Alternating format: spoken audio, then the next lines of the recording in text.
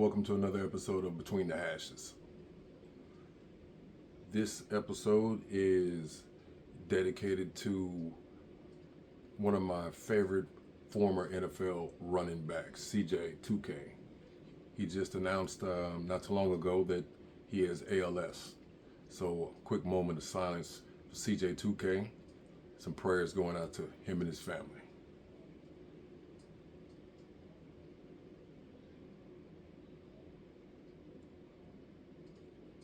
With that being said, so CJ2K is one of only 9 players in NFL history to rush for over 2,000 yards in one season. 9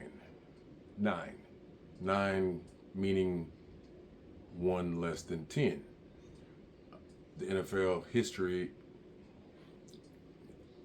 that's a while, it's a long time, many years. So let's get into that, shall we?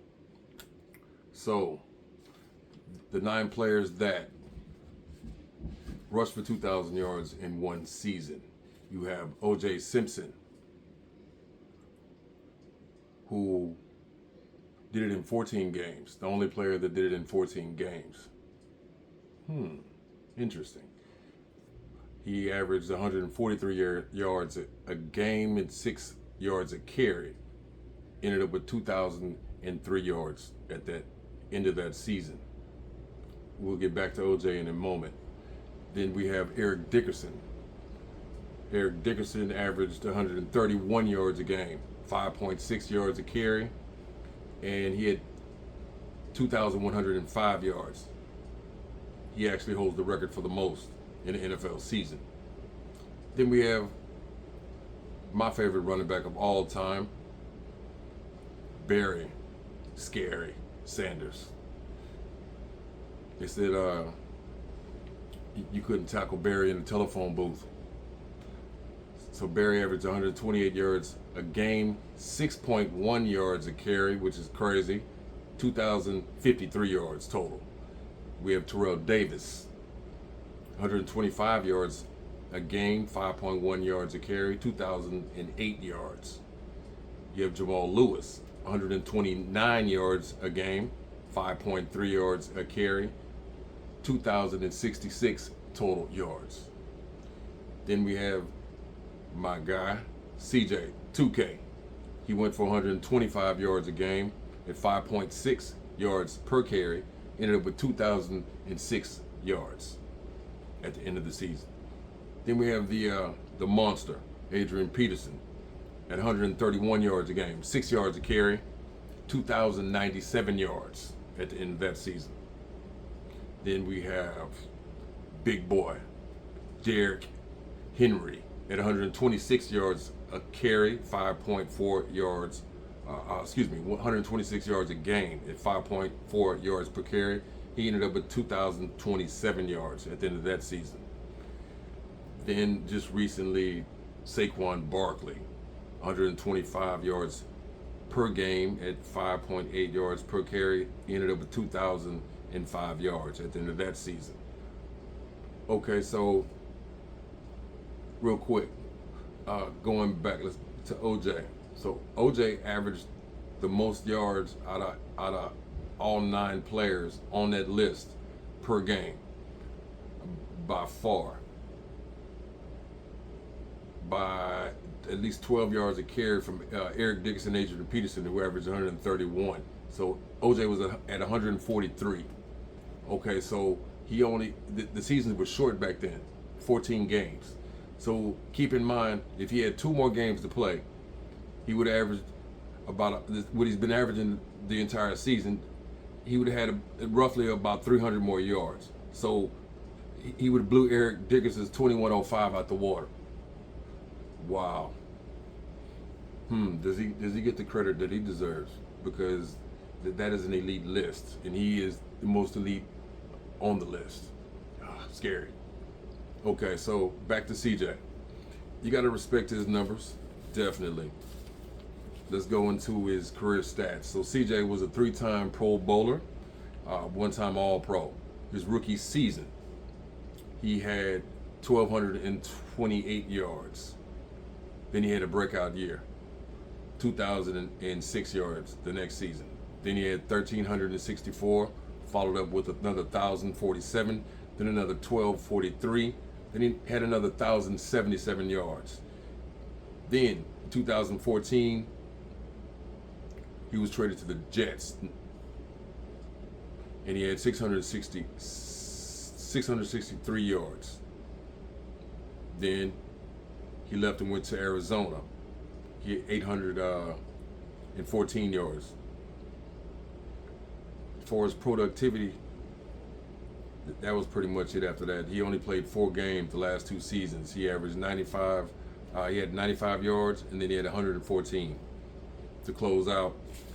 Almost 10,000 yards total in his career. 9,651 yards, 55 touchdowns, off of 2,163 attempts at 4.5 yards a carry.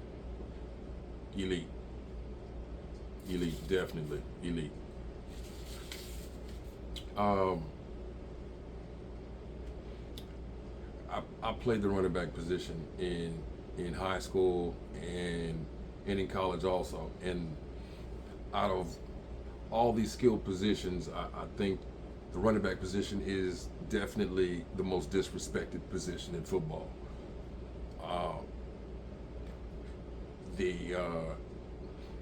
As far as, especially on the pro level, you gotta think about the best running backs in the NFL. They don't want to give max contracts to after a certain age. The notion is that they're done, and that they've had too much tread on the tires, and they don't get max contracts. They go from team to team sometimes, or they don't get the same type of max contracts that a receiver or a quarterback would get. Being in top 3, top 4, top 5, it's not the same.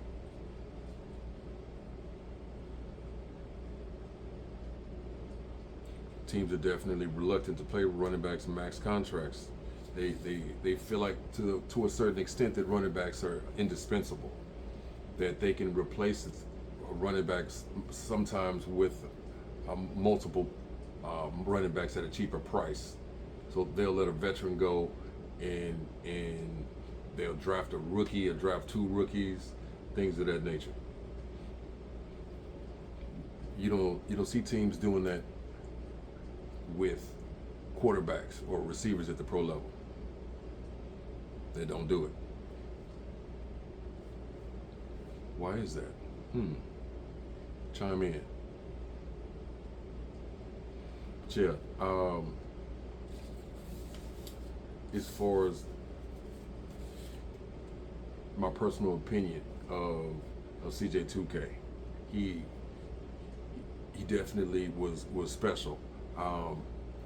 He had a great combination of elite speed, quickness, vision, balance, but he understood how to play the game of football because he didn't weigh a lot.